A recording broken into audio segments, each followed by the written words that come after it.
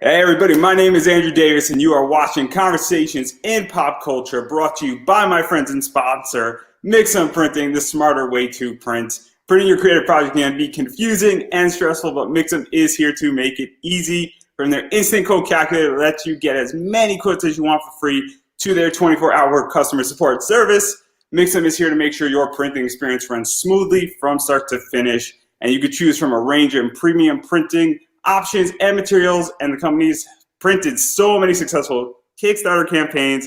A bunch of them have been heard on this very show, and all the people who use Mixum say very nice things about Mixum, and so you should go and use them if you're thinking about kickstarting, because they are great, and they have offices all over the world, including the United States, Canada, Australia, and the UK, and Mixum can print and reach your audience around the world. So if you're ready to print smarter, not harder, head over to Mixum.com, and listeners of my show can drop my name, Andrew Davis, in the message tab to get a 5% discount off their first order. That is Mixam.com. Type my name, Andrew Davis, in the message tab of your current order to get 5% off. Every penny counts, every percentage point counts. And so, without further ado, I have with me returning guests, Casey Bowker and Ruben Romero. So welcome back, guys. Yeah. That was intense right there. You were zoned in. Hey, well, what can I say? You know, I got a sponsor. I'm super excited about it. They're paying for this entire show to happen, and they're basically making about 70% of season 3 happen. So they're great too. Just in case you guys don't know, if you're watching this, Mixum is really good, awesome customer service too. So you picked a good sponsor, or they picked you. I don't know how it goes, but yeah. there's a lot of stuff going on, and super fun stuff. But I'll tell the story off air because I don't want to get them canceling me and asking for the money back. But I think I've already delivered a bunch of business to them, so I think that there's a good chance they might renew, and hopefully they will. But obviously, we're not talking about my sponsor and Mixum. We're talking about you guys and what you guys got going on. I might get the name wrong, but obviously, Inferi 2 just dropped on Kickstarter, and I think it's it's about a maybe 4 or 5 weekend at the most at this point. Yeah, we're looking to get $4,000 is our goal, and we're about 45% of the way there right now. And so, I mean, this just came out. I think you guys are running for about 30 days, right? Yeah, just under 30 days. We wanted to. So you talk to a bunch of us indie creators and know that sometimes there's like a 2-week slump in the middle. So we actually cut it short by a week because we want to try to avoid that slump time. It's an experiment. Don't know if it's going to work, but we're rolling the dice. Ruben and I have run enough Kickstarters by now that we feel fairly confident, right? Fairly confident. I mean, Casey was like 25 days ? When we were putting it together, and I was just like, sure, 1 week less of anxiety, not a problem. Right. But like you mentioned, we're 45% of the way there. I think we launched Tuesday night? Tuesday or Wednesday? Tuesday night, because I had the day off the following day. There you go. So, and today's Sunday. So yeah, we're feeling good about it. Yeah. And so before we get too far ahead, what is the basic premise of Inferi? Because it's been a while since you launched issue 1.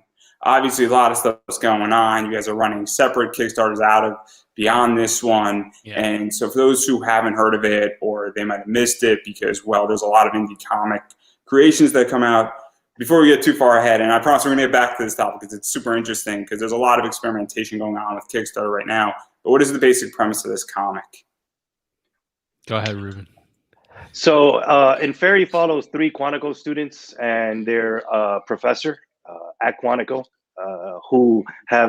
he essentially recruits them to come in and fight in the shadows, right? Look at and interpret the world and go after people and go after mythological creatures who are pulling off crimes and things like that, or maybe just for nefarious purposes doing what monsters do.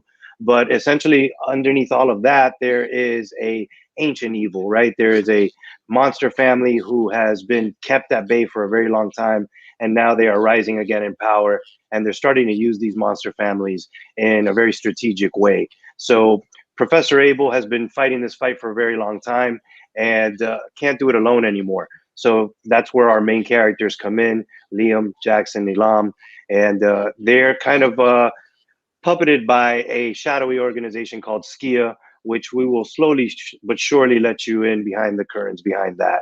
But yeah, essentially it's a globe-trotting, mythological monster hunting, secrets keeping, world-ending, high-stakes adventure.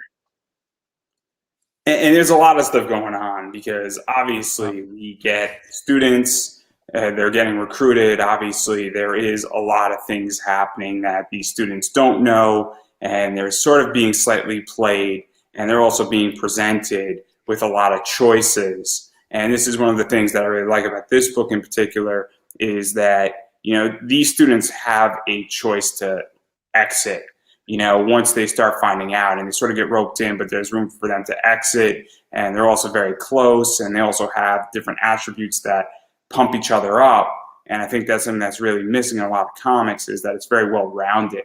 And so what was this like, really building these characters, you know, building Liam, building, you know, Jackson and Liam. I think I got the name right, or I'm sure you're going to correct me as well, because I can't speak today.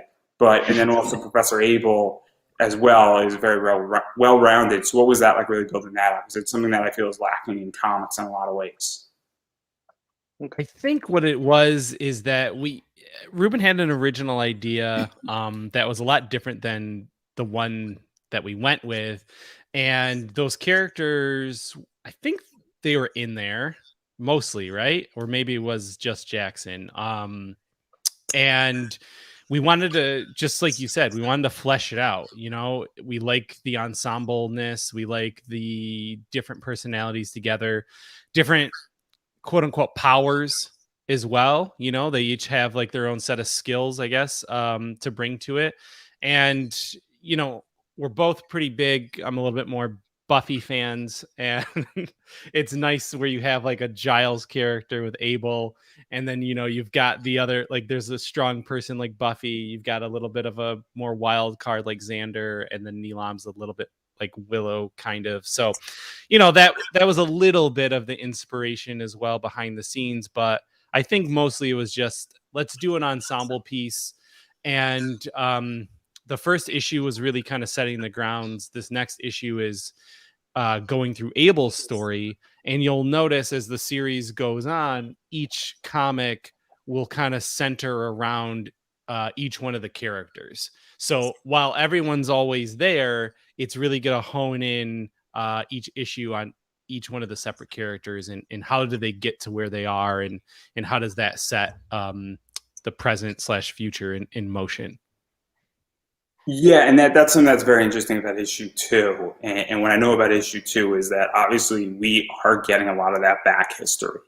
And we're now starting to get the real, you know, information and understanding the brevity of the situation that is going on, where this isn't just, you know, monsters and humans and there's a little manipulation going on. This is obviously more of a war that's been going on for centuries in a lot of ways with people. And this is something that isn't just happen tomorrow. And so even building out what, you know, Abel's backstory is and his rationale and his reasons, and really fleshing that out, because that adds an element of consequence. And then once these students find out, you know, they also, as I stated, have the ability to exit, and then they're making choices. And we're also finding out some secrets about certain people. And now we're starting to get more of a wholesome and an actual reason to fight. Because as I stated, one of the things that I'm struggling with comics, I struggle with anime, I struggle with a lot of literature right now, is there's no real good core reason to fight.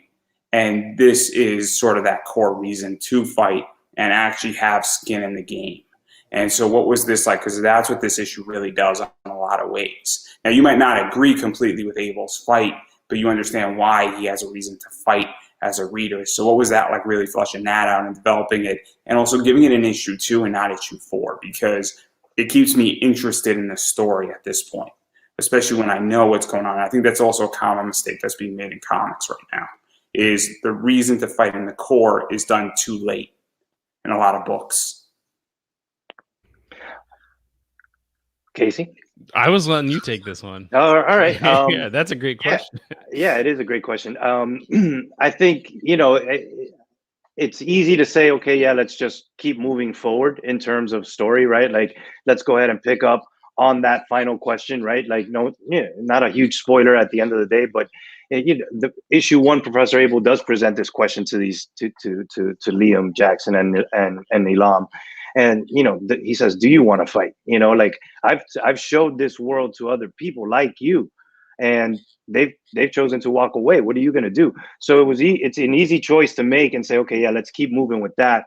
But really, what me and Casey thought was interesting was if we did go back and say, okay, well, let's tell them where Abel came from, right?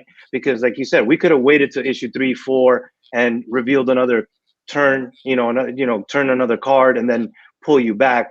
But we thought it would be interesting to do it right away, right? Because it kind of lets you, like the students, sit and brew with that choice, right? With that, what are they going to do next?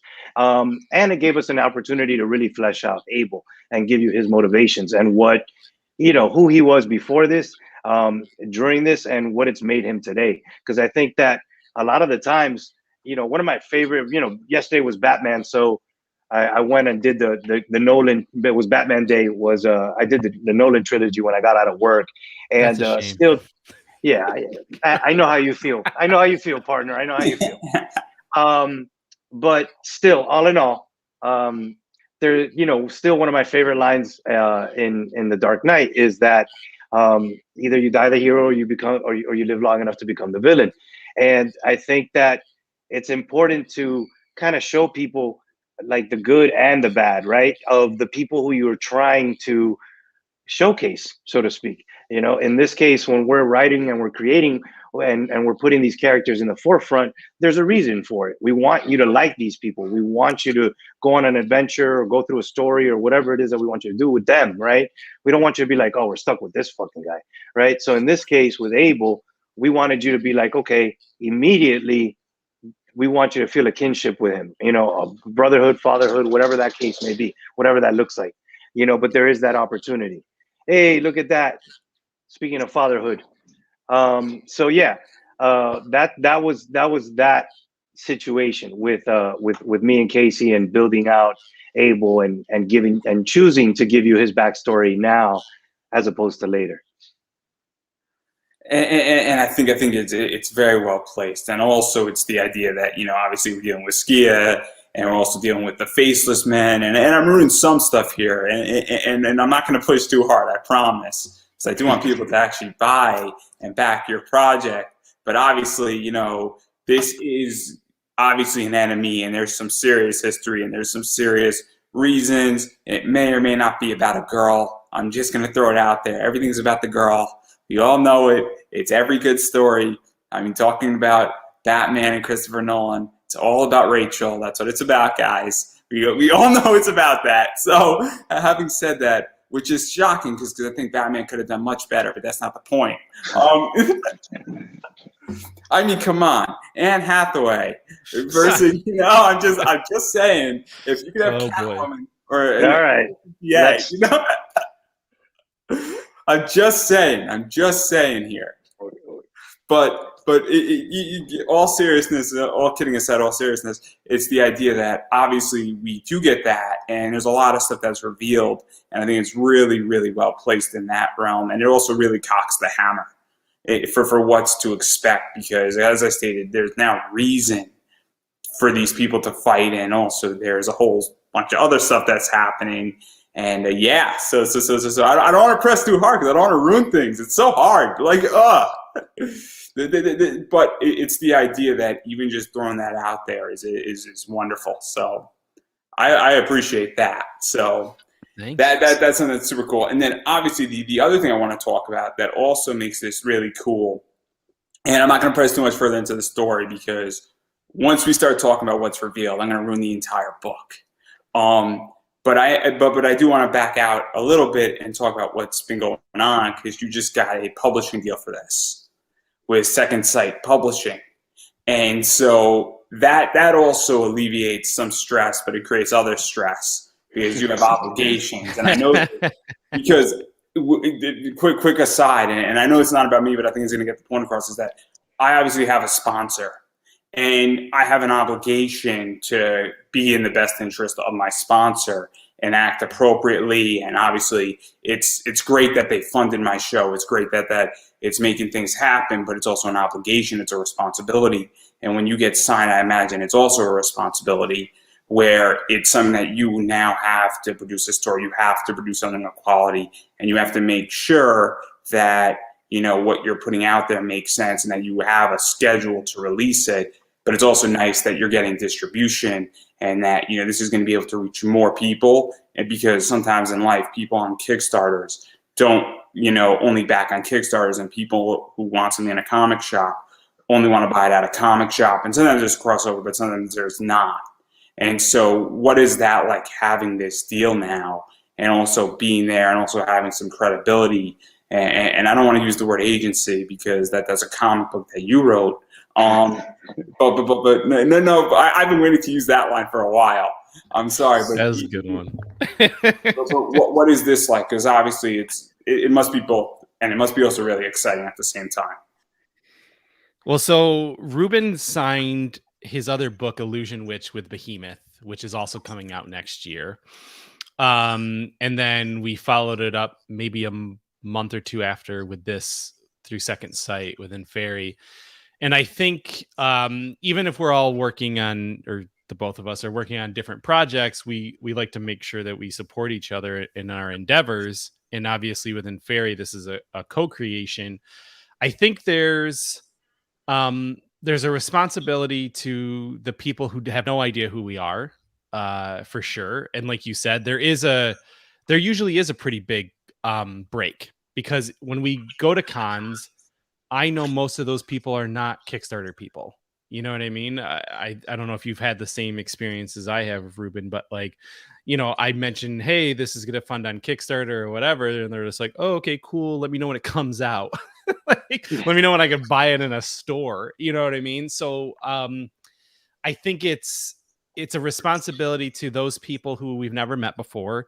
And we're going to keep doing Kickstarters to fund the comics and to keep building that audience up, because we wouldn't be getting a deal if it wasn't for those Kickstarter people. And, the 45% that we have already, I'd say 95% of those people are people who have backed other Kickstarters by us, which is great, which means we have a following. And we have something that we want to talk about in a little bit that kind of hints towards what we have working on in the future, and how all of that's going to kind of come together. So it's exciting. It is a little scary because, next year it's going to come out to the world more globally and nationally, and it could go nowhere. And we'll just, put our tail between our legs and just go back to Kickstarters, because at least they pay for the book. So we'll see how it goes, but more excitement than worry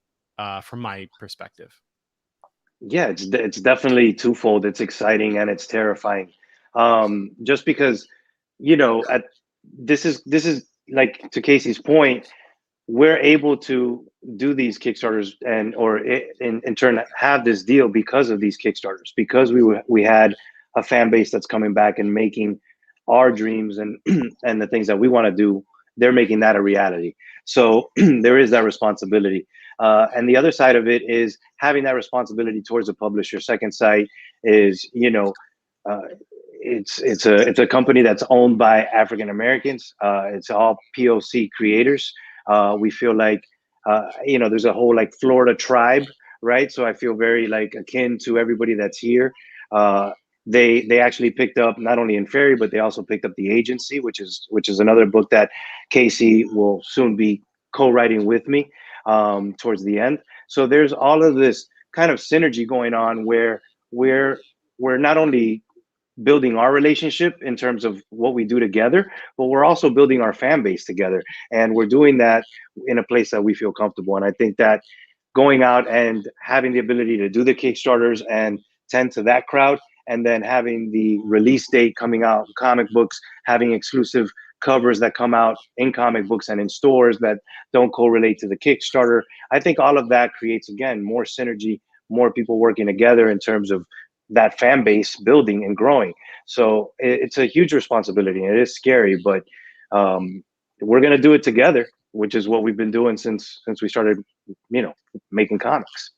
And it's also even just getting this story out in a, I guess, fashionable time, for lack of a better word, as well, because you want to give them as much content as you possibly can. And obviously producing a comic when you're very indie on Kickstarter, if you produce 2 books a year or 3 books a year, you're not Marvel or DC, because obviously you're not having the bullpen or the financing the same way a big company has that's monthly. And so obviously, though, and I think people understand that, but even getting ahead and understanding that if this is, I think it's dropping in March, I want to say, or April, or is it not exactly known yet? I don't want to put words in your mouth yet. TBD. I mean, March has been a date that we keep hearing. It's a little different because on Second Sight we're going bi-monthly, so that gives us a lot more time lead in terms of books, so that we can be ready there. And then in terms of Behemoth, that's going to be a monthly release schedule. So I might even hold back a little bit. I'm not too sure just yet, but I want to be able to make sure that I can keep up with that monthly. Because again, like you said, being indie, you get to a point where you can do 2, maybe 3 books a year, if the timing is right. And then when you've got multiple creators who are running multiple projects, that becomes a whole other world in itself. Me and Casey have been able to find those sweet spots, but I think that comes with time. I don't think that that's something natural or something easy to come about. We've been working together for a few years now. It's also the two of us, right? It's a little bit different when, I think ourselves singular, if we wouldn't have met each other, it probably would have just been the 2. I would have done like 2 Hollows a year. You would have done like 2 Illusion Witches. Maybe you probably moved up more with Illusion Witch because of the deal. If it wasn't for that, you probably would have been like, oh, I'll just do these 2 and we'll see you next year, because there's not a sense of, again, agency being the word, right? Like you're not beholden to anybody. You're fans, of course, but like if you're like me and Ruben, and you too, Andrew, like if you fund something on Kickstarter, you just want the book. You just want the people to say that they're making this book and that it actually comes out.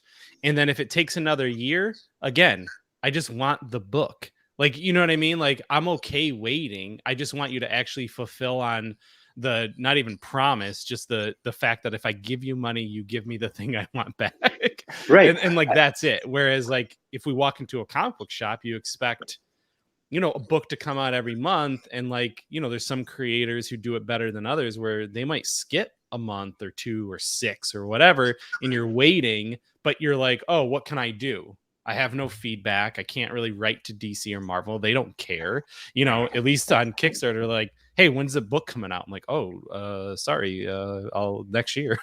Yeah, sometime. And I think that in that same vein, like Kickstarter funders, people who back it and who are coming to Kickstarter for comic books, they're starting to see they have that patience. They know that this is for sure.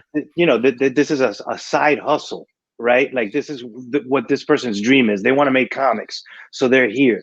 And some of us or some of us are better than others in terms of schedule and fulfillment. In terms of like, okay, the book is done, Kickstarter's done, I funded, funds are in, I get my stuff, it's out the door, boom, I'm on to the next one, right? Because there's others who, it takes them a little bit, right? So it takes a while. Life happens. All of these things happen. But at the end of the day, behind all of that are very patient fans, I think. So, and you were, even yourself, Andrew, you said, oh, what's the best Kickstarter reward? I'm starting, like I said, like I commented, I'm starting to think the following issue is the best stretch goal, is the best right. Is the best add-on reward. Why? Because if our goal is 4, but we can get issue 3 everybody gets issue 3 at $8,000, there's more incentive, right? Because now you're growing your audience. Now your audience is like, oh, let's do this. Let's get the higher tier reward, or let's pledge some more for an additional print, or let's get the pin. So again, it's one of those things where us as creators, we're starting to find avenues and ways to not only work smarter, not harder, like mix them, right? That's what or mix them. You know what I'm saying? Like that's what we're trying to do. So even here within Fairy 2 and 1 and 2, there is a tier or an add-on where you can add on issue 3. And again, that's giving you the opportunity to get that book digitally way before in advance. And then as soon as issue 3's Kickstarter funds, then physically you will receive that in the mail. But again, it's given us an opportunity to continue working, which I think is the biggest problem with indie creators is the lull, right? Because if you're not paying for it out of pocket and the money's coming from Kickstarter, there's always going to be a lull. Yeah. It's very interesting because I'm obviously my sponsorship is ending middle of November, end of November. And well, I still have a bunch of stuff and they paid for the majority of season 3.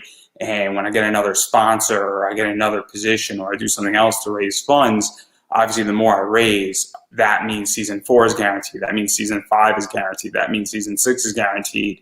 And that's the whole point is that, well, if I may or may not be running a Kickstarter at some point for this, the whole point is that my cost legitimately a year is like $300, $300 to $400. But if I raise $2,500, that means that season 4 is funded, season 5 is funded. Yeah. But that doesn't mean I'm not going to run a Kickstarter for season 4 or 5 because the more money I raise, the longer this can go. God forbid. Or maybe for season 5, I don't need to run a Kickstarter and now I'm good for a while, or that goal now can be $200 for the sole purpose of whoever wants the rewards engaged in that because it's funded, which is a different way how to do business. And I don't know if that's how Kickstarter should be run. I'm not exactly sure what the full intention of Kickstarter is, and that's a whole different discussion. But obviously, you can do Kickstarter however you want. Like if you guys raise 30 grand on Inferi 2, for instance, you know, you're going to be funded for issues 3 and 4 most likely, right? Yeah. That's the series, probably. That's probably if we were to raise 30K, that's probably the series. At that point, can we come back? Sure. Why would we? You get what I'm saying? Right? Like at this point, what I would do is, you know, we'd probably be like, okay, let's finish the series, and then we'll do one more Kickstarter for like a ridiculous, like trades. beautiful. We do trades or hard 2 trades covers. and then a hardcover with the whole. You know what I'm asking, and where I'm going with this is the idea that now you could technically, and the whole point would now your Kickstarter would be a distribution play, it would not be a funding play, which is exactly where I want to go. If I'm to run a Kickstarter for my podcast, is that it's a distribution play. Yeah. It's now not a funding play. And that's one version of Kickstarter. The other version is getting funding. And obviously, though, I never run it, and it's super interesting what's going on with it because I've seen both now. And so, obviously, though, I am actually super curious about something because we got totally sidetracked. And it's really the second site publishing. And obviously, and Ruben, you remember me saying this in January to you. I said, everybody's getting signed. And I said it, I think it was before you announced your deal. Obviously, I have my sponsorship, so I don't know if that's me getting signed per se, but it's a form of that. At least I would like to think it is. And everybody's getting, you know, a bunch of publishing deals or getting distribution at this point. And I'm curious, you know, obviously there's been a big realignment, I feel, in comics and indie comics, and the lines between, I guess, the big guys and indie has become a lot tighter and a lot closer, you know, with Substack and everybody getting signed and Kickstarters obviously being used to sort of fund and get attention and then signing a deal. And so I'm curious why you think this is happening, because it's a big shakeup that's been going on. And I think it just sort of happened this year, I feel, where this is the first time at least I've noticed it. And I'm curious how you guys feel because you're a lot closer. I've never produced a comic. I'm just on the sidelines watching what's going on. And I'm super curious because you're not the only ones who have been, you know, getting deals and people's books getting picked up and other things happening. You know, obviously Scout is a big proponent of that and a bunch of other people. So I'm super curious because you guys are the creators. I'm obviously a podcaster and more on the news side of things and commenting on all this stuff and interviewing a lot of creators. So I don't have as much, I guess, firsthand experience. I'm just noticing and observing what's happening. You want this one? No, I mean, you know. So Not to put you guys in a rough spot. No, not at I mean, all. I think we both have our thoughts on it. You know what I'm saying? Like in terms of that. Yeah.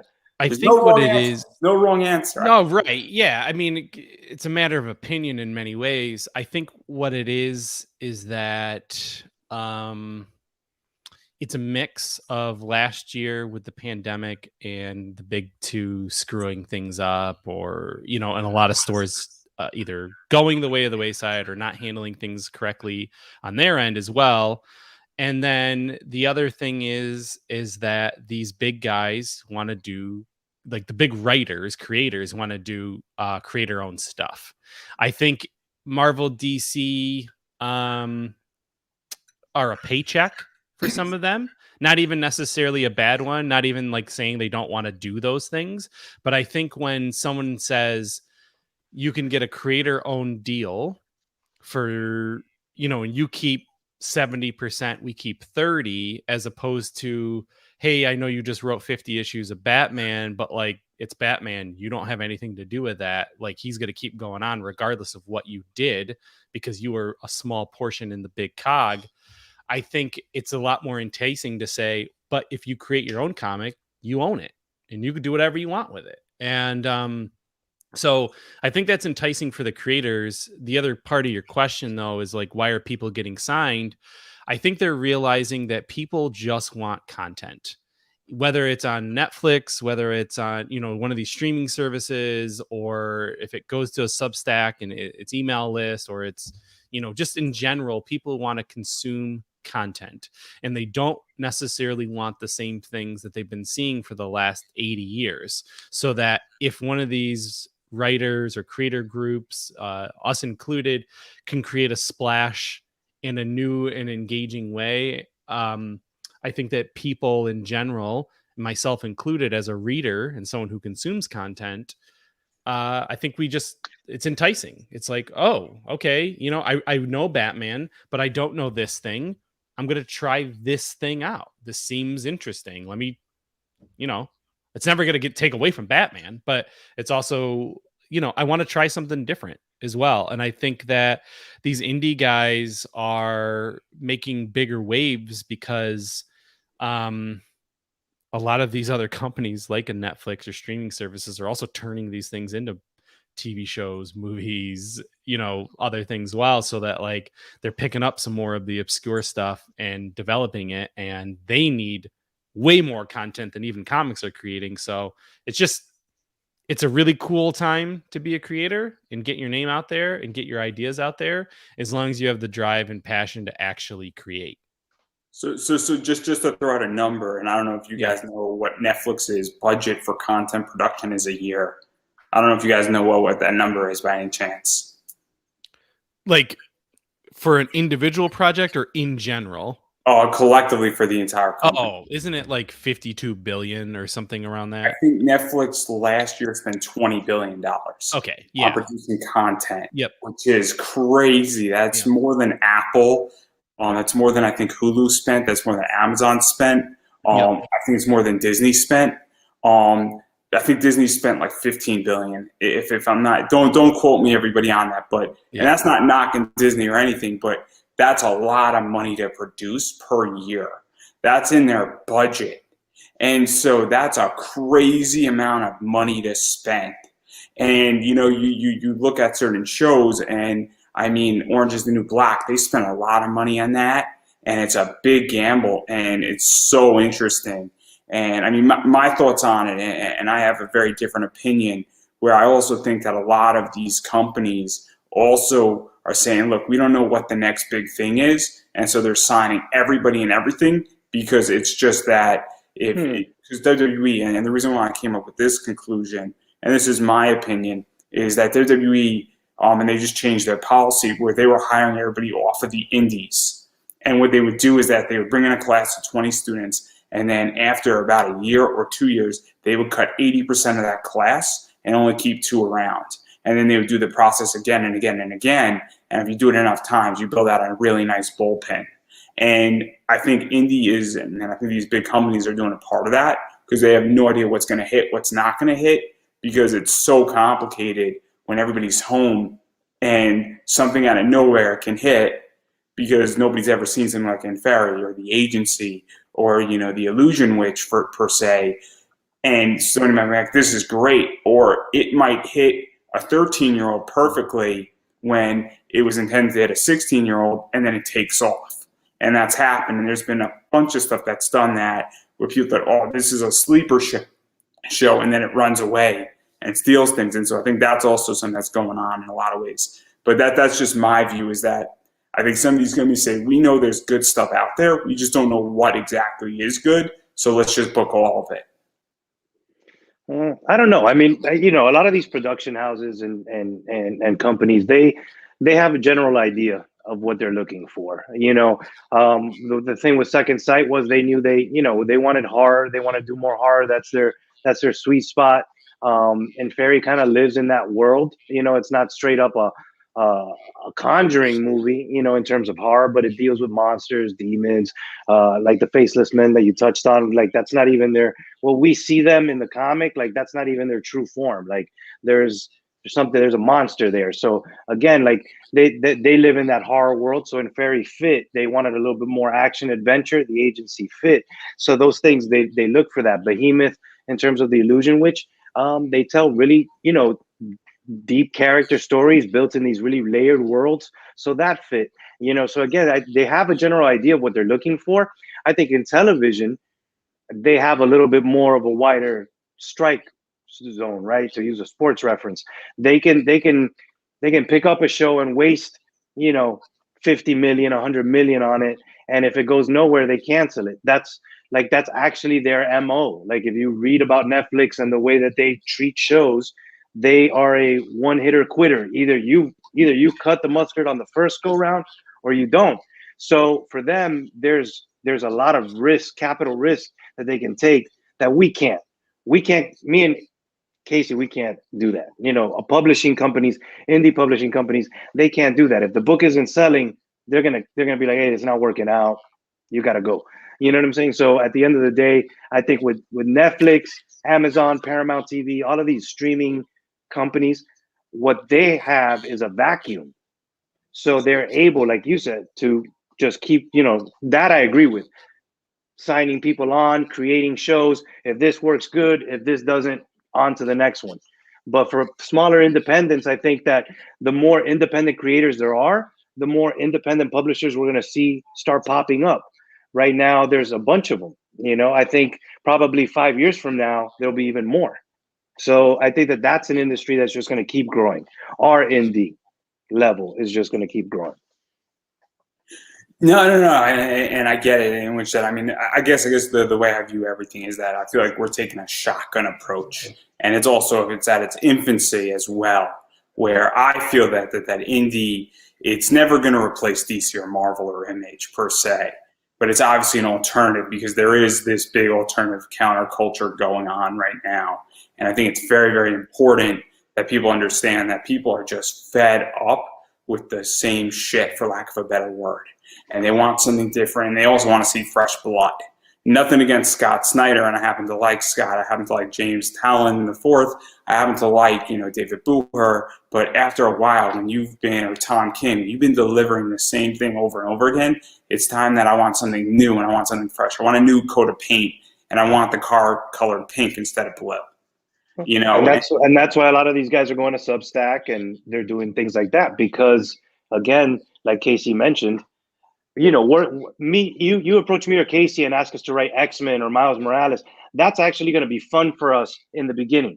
But a lot of these guys, like the ones that you just mentioned, they've been in this game a very long time. And at the end of the day, they all started like us. They wanted to create indie comics, except the game was reversed back then. You had to go through Marvel and DC, right? And then go somewhere else, right? And then Image got created and all that other stuff. But now you have the ability to do one or the other. And, you know, it's exciting to write Miles, or it's exciting to write the X-Men, but at the end of the day, they want to do their own stuff, and their fans want to see their own stuff. So, you know, that's why you've got the whole Substack thing going on right now. And I believe that that's going to take a whole other evolution as well. Yeah, I think Substack is going to be very interesting, and it's very much up in the air. And I'm not a content creator, and I don't want to. I'm dealing with enough things, and I will sit Substack You're out not a content creator. This is literally what you're for, doing. for, for, Content. This is literally content, my friend. You are a okay, content I creator. stand corrected for comics, and I don't know how Substack would work with me, and I'm going to just sort of let it settle a little bit, and which I'm already to my glass is already filled enough with everything that's going on. So for the time being, I'm sitting on Substack out for a little bit because I'm already pushed to the max on my entire thing, which I think is understandable. Very much so. I'm sure you guys know all about it because you guys are swamped too, right? Like, so we are swamped. We have regular lives in addition to the writing side of things, but we could talk about it now. Like, we are going to be launching a Substack at the end of the year. It's going to be called Infinite Dungeon Productions, and literally going to be talking about the comics that we write currently. We have a couple comics that we're working on that are going to be exclusive just to the Substack people before they ever possibly go to Kickstarter, possibly go to a publisher. Like, we want to offer it to the people who follow us right now. So we're working on the content behind the scenes that's going to get pushed out, because what we've noticed sometimes with Substack is that a lot of people get an idea in their head, like, let's create a Substack, and then have no follow-up. Like, they create it, they don't do anything with it. And that is something that we do not want to do. So when we launch it, we want to build that community. After years of doing these Kickstarters, we have a pretty good fan base, and we just want to keep it growing and offer those people something that hopefully they haven't seen before from other indie creators. And we're pretty excited about launching that later this year. Yeah.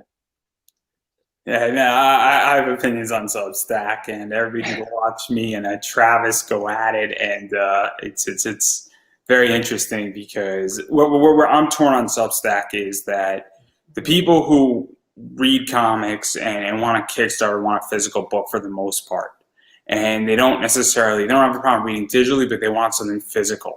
Yeah, and also the people going to comic shops want something physical because there's a whole collector's market. yes. And that's where I'm torn on this. And obviously I come from the comic book investing side of things, where I'm looking to buy a book and invest in a book and then sell that book for double or triple or quadruple or 10x what it's worth or more. And so obviously, and I buy a lot of variants, I actually like looking at the art. I want to go get it graded. And so I like reading indie comics. I'm a big comicsology fan right now because I could read a lot more for legitimately cents on the dollar. And it saves me room, it saves me space, but at the same time, and I also try to back as many projects digitally when I can. Obviously, money's a bit tight right now in my life, but it's the idea that, I also back a lot of Kickstarter, so I like the cover art, more than I like anything else in it. Story in a lot of ways is second for me versus cover art and variants. And so that's my issue with Substack, is that it's cool for stories, but I want to hold a book physically. And now I'm not against Substack, but I understand for what I want. I'm not a customer of Substack because I want a physical copy. And that's where it gets tricky for me, because I'm not a user of Substack. And so for me, that's a problem, because it doesn't fulfill my niche where I want to like smell the book, if that makes any sense. No, I think I don't have a book fetish. I want to get that clear. I get that. I think what it is, it depends on what the person's putting out. It's very similar to Patreon in a way, where you're continuously supporting somebody, and you hope that at the end of, if it's a musician, you're seeing them write the song, and then at the end you get the song. Ruben and I are comic collectors. First and foremost, we always have been and always will be, and physical wins out over digital, despite the fact that I'll read both, so that even if you are the first person to see it digitally, we want to hold the comic that we created. Right.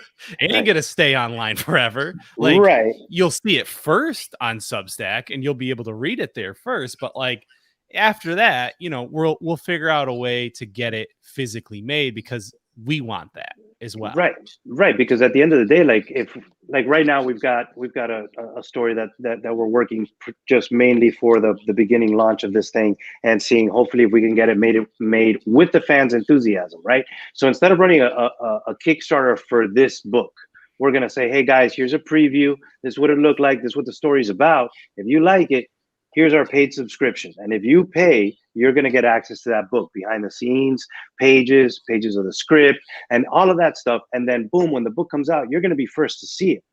But if we take it and we say, hey, this book is, you know, YA, it's a fun space adventure, you know, that could actually fit with Scout, you know, and Scout picks it up, well then, yeah, Scout gets it and it gets made on it, but our fans and the people who made it happen and who are enthusiastic about it, they're the ones that see it first. They're the ones that get that content first, and then they can go and support it at the comic book store on a whole other level. Cover, right? whatever. Variant cover, whatever. Exactly.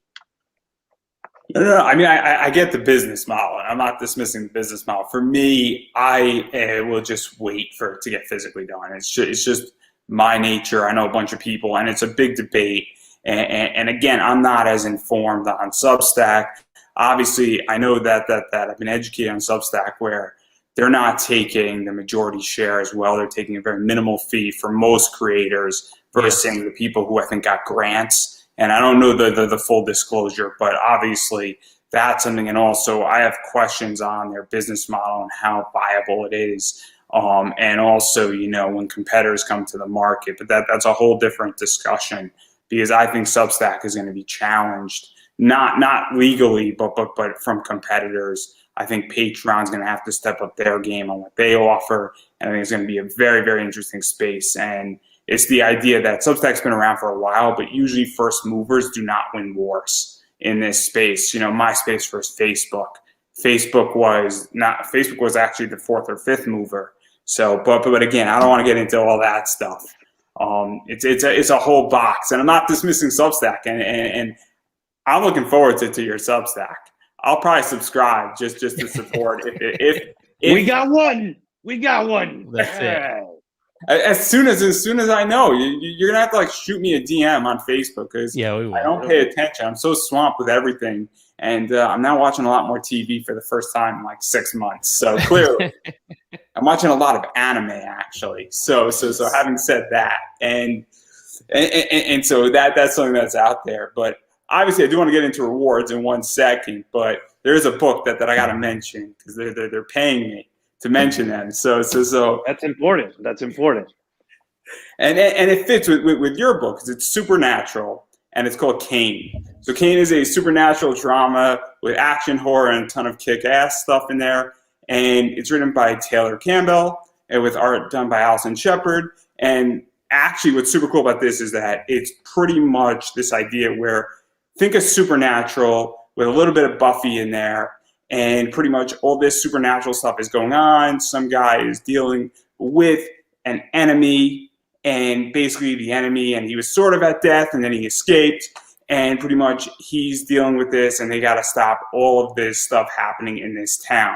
So if you love supernatural, you love obviously Inferi, and you're going to love this book because it is the same thing, and it's super amazing in everything they're doing.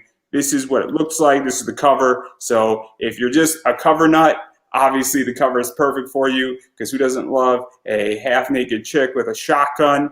And what's cool about this book in particular is that 50% of the profits of this are actually being donated to the daughter of the creator's friend who lost her life just recently, and her daughter's obviously young, and so it is very much a charity book. The book is completely done. They are over 500% funded, and obviously every dollar that goes there, you know, half of it is being donated. And it's coming out, I think, late this year, early next year, and it goes perfectly because it's right in the roots of Inferi. And so obviously go back Inferi too, and if you read both of them at the same time, I think you'll get your supernatural vibe on what's going on with it. And so that's something to go check out. That is Kane. It's currently up on Kickstarter. They got like 2 weeks left, and it's an amazing book, and I cannot speak enough of that. It's also $10. gets you what you need. Issues 1 and 2 are happening, so obviously check that out. And having said all that, let's talk about your rewards, because that's why we're all here. And so obviously we got digital, issues 1 and 2. And I think there's issues just digital for 2. And so I love digital stuff. Obviously, digital is cheaper. Shipping is a bitch right now. Shipping is increasing. I know because I'm an eBay seller, and it is horrific. And the holiday season are not fun. But more importantly, and then also you have some other stuff. So obviously, this is the first issue right there. Mm-hmm. And then I think this is issue 2. It's one of the covers for issue 2, I believe. Yep. Mm-hmm. And so obviously this is one of them. I think is this the regular cover A or is this the B? This is cover A. This was Rodrigo Catraca and PH Gomez on colors. And so that's cover A, and then that's cover A, and that's cover B. Cover B. And so cover B is a lot more exciting, and I believe Professor Abel has some training to do. Yeah, we wanted to do a 180 from the other cover. The other cover is a scene that plays out in the book, whereas this is maybe a side story during Professor Abel's past that you might not see in the book. But you mean his adventures dating a redhead? I guess so. It looks explosive. Yeah. So that's Alexander Malashev on the cover. He did the pencils, inks, and the colors. He does the artwork for Midnight Highway, and it was just a lot of fun working with him. Yeah. But yeah, we decided we wanted a variant cover that kind of just embodied the whole theme of issue 2. And issue 2 really is a kind of breakneck speed tour through Abel's mind and his past of what he's been through to get us here to where we are with these kids, and it serves as kind of like just a heat check, a temp check for all of our characters, because it kind of like lets us breathe, let us get to know Abel, and then at the end we pick right back up with them. So again, it's we just wanted a cover that kind of made all of that possible. And you're doing something very cool with this cover. I don't know if you're doing it with cover A, but you're doing a hollow foil also for cover B. And I don't know if you guys ever did one before in one of your Kickstarters. I don't remember. This is the first time. We're hollow foil virgins. So I'm going to ask a stupid question, because is it all hollow foil, or are there just components of it being hollow foiled? Because you could do both. I know that you could highlight certain things. Obviously, Zenoscope has done certain hollow foils where only parts of it, like a necklace, is hollow foiled. Or I have a cover that it's Robin, and then Robin, it doesn't have one of the eyes, and it's magical, and that's a golden, and it's hollow foiled. So you could do spot hollow foiled. You could do completely hollow foiled. And I'm not too sure what that is, or you could just do straight foil. I'm not exactly sure what the technical term is, but I think everybody knows where I'm going with this. So how is it going to look, or is that undecided at the moment? No, we use Comics Wellspring. I've got a really good relationship with them, and they just started doing hollow foil covers. They offer spot hollow foil where I could see like the sun, or maybe like the gun sparks. That would have been cool, but we decided to go with like just a straight up gold hollow foil cover, the whole thing from top to bottom. And so that way when you move it back and forth or up and down, there's that, it gives it that really cool effect. We're excited about it. This is our first hollow foil cover that we've ever offered in any of our projects. And so it's going to be cool, and it's going to be fun, because obviously once you start going down this, and I don't think you guys have done a metal yet at this point, unless you have. I don't know if you did, but that's next. Yeah. And that's next. We know it's coming. We know it's coming. Maybe. That sounds like really heavy shipping. I don't know. Metal covers aren't that bad. They're actually relatively, I think they're like maybe like 25 cents more at the most. A metal cover is not that heavy. It's really not that heavy. And also the prices that metals go for. It's like you could charge the cheapest I've seen a metal on Kickstarter is like $50. Yeah. So I think we're going to do an augmented reality cover next. That'd be cool. Yeah. Hey, there are people who've done those comics Yeah, no, Mike Tenner did one, right? That's what that was, right? Is that Midnight Highway cover that he I was don't doing? know. That I like think it was. I know there was it'd like be a like, black and white one too. He but did. Balance Scally did an augmented comic where essentially it's almost like a QR code, and there's certain things that are outside the panel between panels, and you take your phone in their app, and it sort of delivers into the panel in a lot of ways, and it's super cool. And then they also did where you could be drawn into it in augmented reality in parts of the book that is for you only almost. And then it's like almost like in hidden messaging.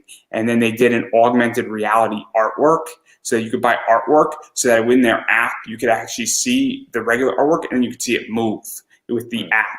And then they've done other things on t-shirts, and it's super cool, that entire thing. So I would love an augmented reality, thing, but you need. I was joking, but now that sounds really cool. yeah, like I would love to do something like where it's just blank, and then when you point it, then like that cover starts to come to life. Yeah, that'd be dope. That'd be dope. I love the one that Mike did for Midnight Highway, like with the whole TVs and everything. Like it was really cool. That one was really dope. But yeah, I mean, just the rewards are there, man. Holofoils, stickers. Well, stickers are more of a giveaway for you guys. Little throw-ins. But we've got the t-shirt. We got the t-shirt that's showing off that demon there, parasite demon. You'll see what that demon's all about. And we've got the action shot trading card that's going to highlight Abel. We thought it was pretty cool. I did some cards for Illusion Witch. And we just thought that it would be cool to like take these moments out of the book and say, look here, and give you even some more information on the character. And yeah, man, you can catch up digitally, you can catch up physically. We have some original artwork. We did have a tier where you could get drawn in, but that's all gone now. Yeah, that's it. Yeah, it's sold out. But yeah, maybe we'll do that for issue 4 as well. Yeah, I don't know what else to tell you, man. It's just a badass book with some cool rewards. There's some other cool stuff. There's obviously a Zoom conference for anything about Kickstarter help, obviously comic writing, really any questions, because some people will just need help or they just need some advice or some guidance. Yeah. And obviously, you both try to help, and obviously you try to answer questions when things come in. Or if I just ask a question saying, hey, what are the best Kickstarter goals? That's an easy response for most people. Yeah. But, and I know you guys try to be as helpful, but I'm busy, you're busy, everybody, and there's only so much help I can offer somebody. And my area of expertise is more comic book investing, and I try to be active in those groups. But I can only offer so many people so many things with what I have. And obviously, this is just one of those things where it's obviously more personal, and it's more help with guidance, and it's saying, hey, because somebody might know what they're doing as far as writing a comic, but they might want help on how do I run a Kickstarter, because there's a big difference between running a Kickstarter and writing a comic, because one of those things is more operations and logistics, and one of them is more creative, I think is a safe assumption. And so obviously that's something that could be very helpful. Also some original art pages, original art is always cool, and people like original art.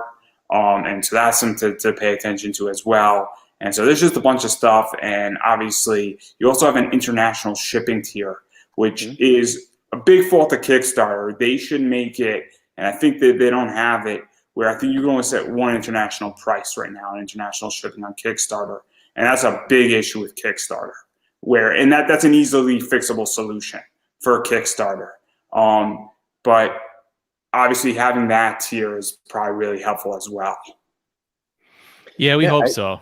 Yeah, I mean, it doesn't, it hasn't hit yet, but usually, we do have some international backers. I think that, the $40, there is no shipping on that, for international backers, right? So the $40 encompasses everything. And they get something exclusive, right? Right. Plus they get something exclusive. They get the Rand side story on a postcard, which was only done digitally. So then that's exclusive for international backers. And again, there's no shipping there because, again, they're paying for the rewards, the extras, and then the other half of that, actually the 20 and 20, it kind of breaks even because, to be honest with you, I don't know how they would formulate that that price tier, Andrew, that you're talking about, because right now at the moment, Canada's like 22 bucks, and something like Germany, where I just shipped the Illusion Witch to, 2 books was like almost $30, Yeah, right? exactly. So again, it kind of gets tricky. So I think at this point we decided that 40 was a good bar, where we weren't losing and we weren't, I feel, overcharging Yeah, for for what you both get. shipping and what Yeah. you're getting, Yeah, it's very tricky. I don't ship internationally on eBay because I don't want to deal with that It's problem. hard. And it becomes a bigger issue. And also, when you're shipping a $300 book, I really want to keep it as local and as not in the mail as possible. I don't want it on a plane as much as possible. I don't want it on a boat, because the more it travels, if it takes 3 months for it to get to a place or 6 weeks to get to a place, more damage can happen just statistically. And while I pay for insurance on that type of stuff, I don't want to have to deal with it and have an unhappy customer. And even when I'm shipping CGC books, things can happen.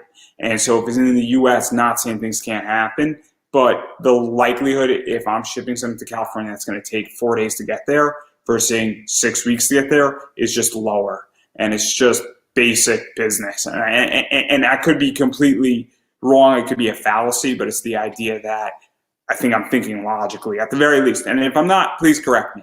Feel free to yell at me. You're doing good. You're right. Yeah. And so, but it's important. And also shipping with certain countries, I know, and I think me and Ruben and you spoke about it, where shipping in Argentina was shut down for 14 months, which is crazy. And I don't know what they are right now, but that's a big issue in and of itself. So I don't think I've ever mailed a comic book to South America, to be honest with you, which is a shame, considering I was born in Venezuela.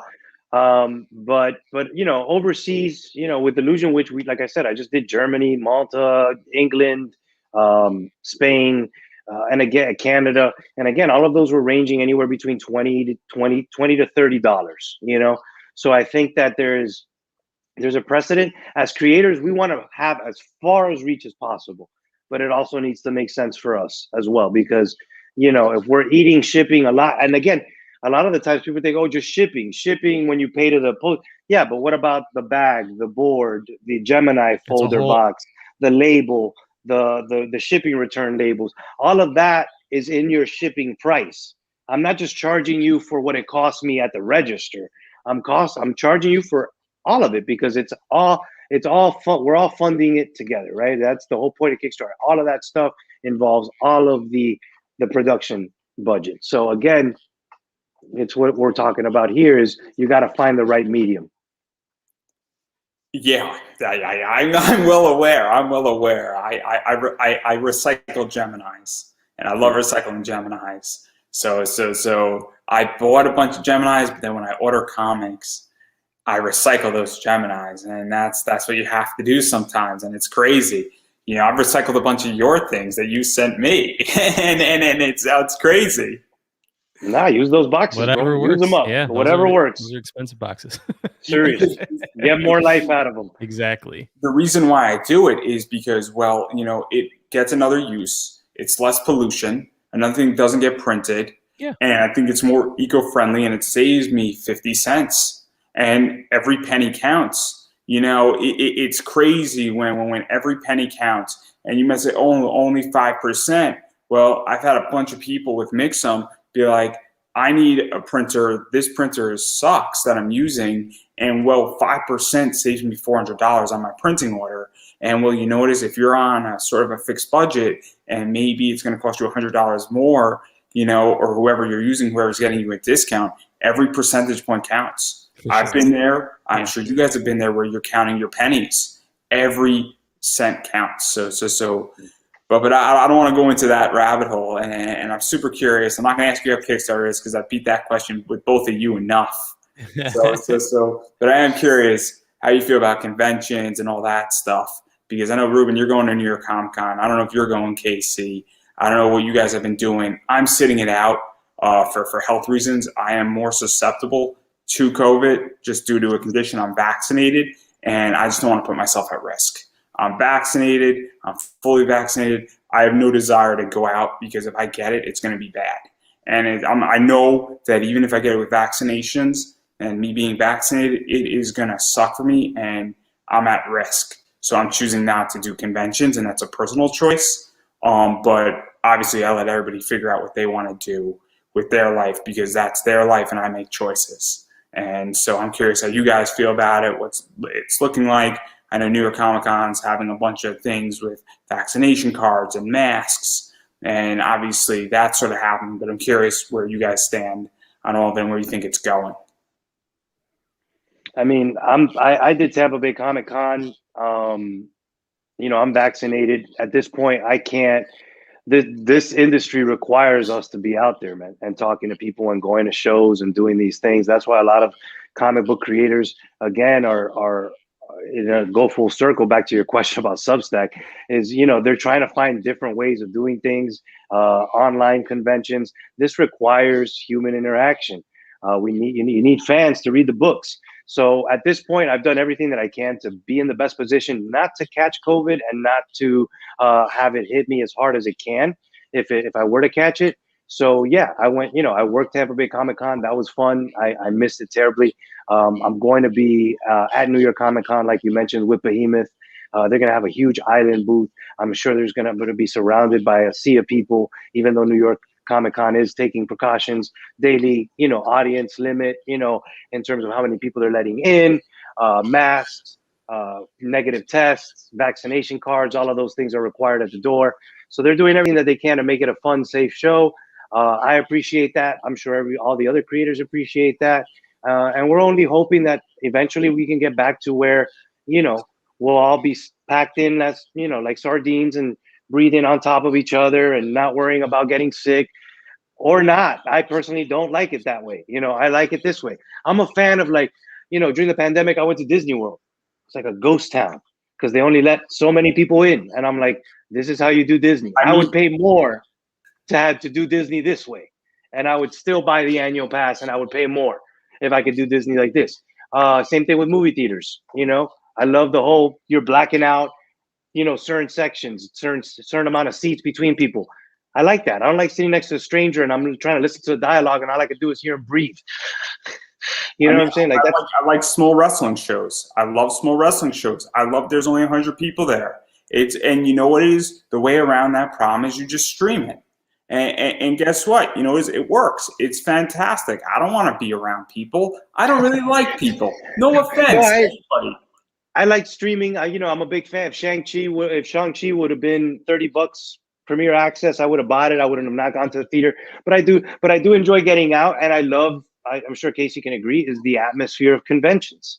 Like I was sitting there watching kids. Like there was this guy, dressed as Sonic, cosplaying Sonic, and he had like a little Wonder Boom Bluetooth boombox, and he was just like playing the Sonic music, and he was literally just running back and forth throughout like the convention. And I'm just like, I couldn't help but smile. And like, I was just like, I thought to myself, I miss this. I miss that. I love anime cons because I find the vibe at an anime con is so much more cosplay oriented, and that I find it to be that people love that stuff. And I also find that it's not pay to play. I find at Comic Cons there's a lot more pay to play in Comic Cons, and that you need to have more money at a Comic Con, I feel, than at an anime con. And so I've had really good philosophical discussions, and I miss anime cons more than I miss Comic Cons. But that's just how I feel.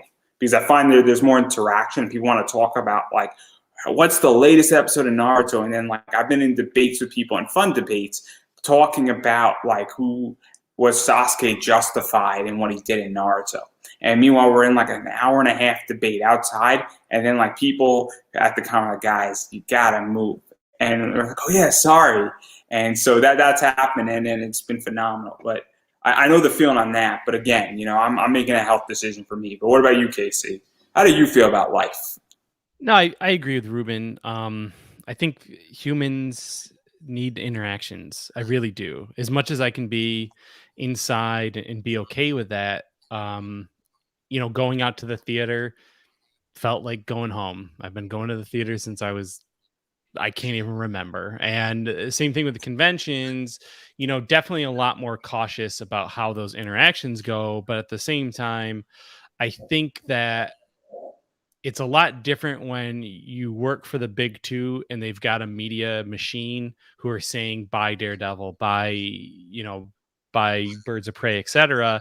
Whereas like for us, we have to be advocates of our own product, and behind a screen, it ain't working. It doesn't work the same. I'll say that. It does work because I haven't met the majority of people who back these comics on Kickstarter. That being said, I have sold a lot more comics being in person saying, this is what Inferi is. This is what Hollowed is. You should buy this thing.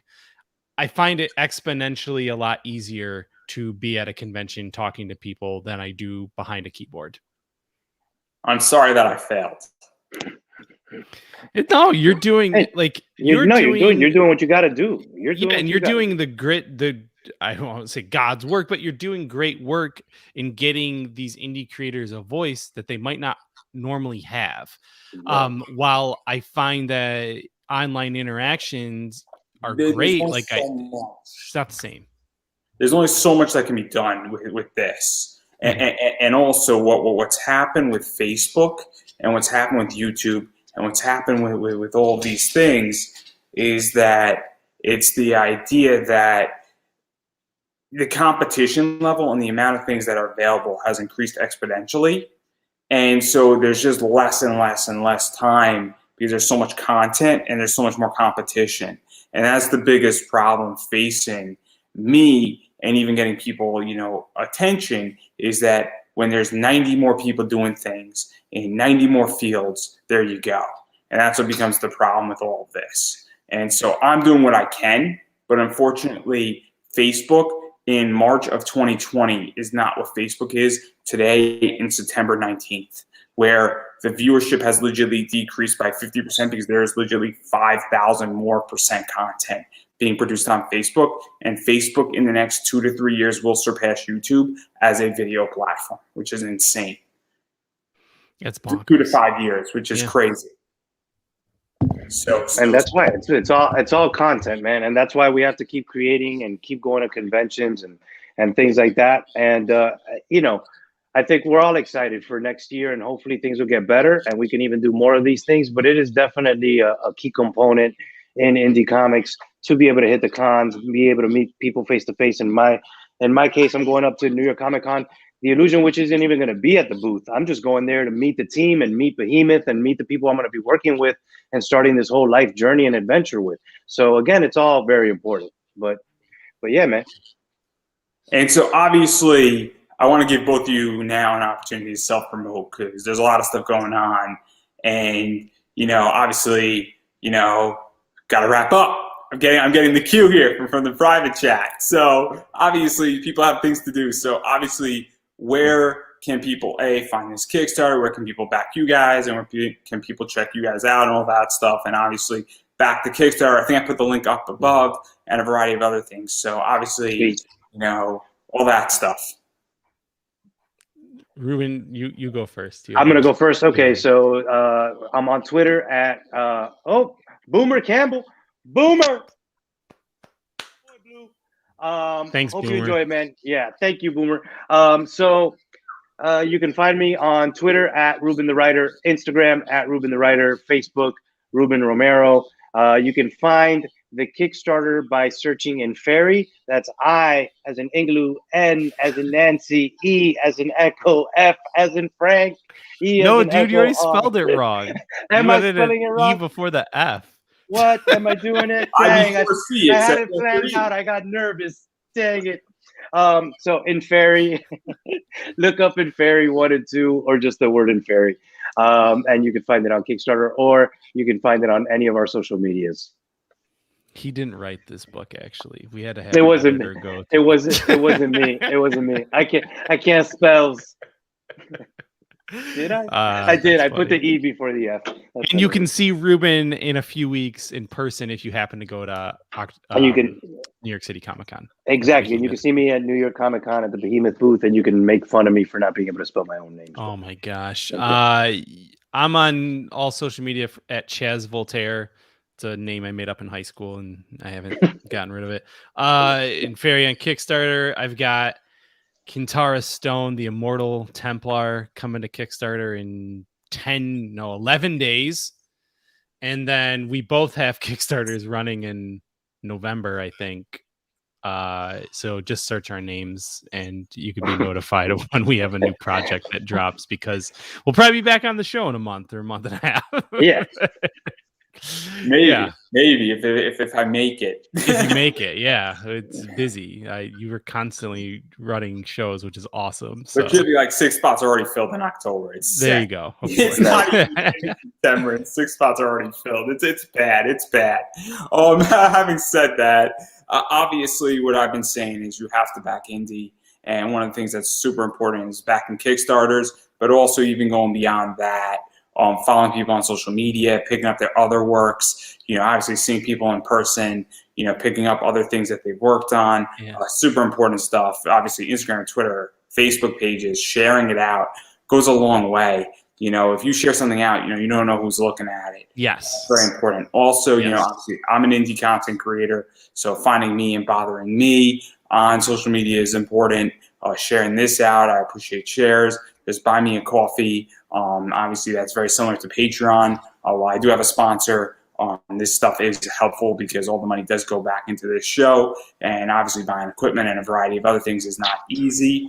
And things are expensive. Buying a new camera is not cheap. And my sponsor only covers so much at the moment.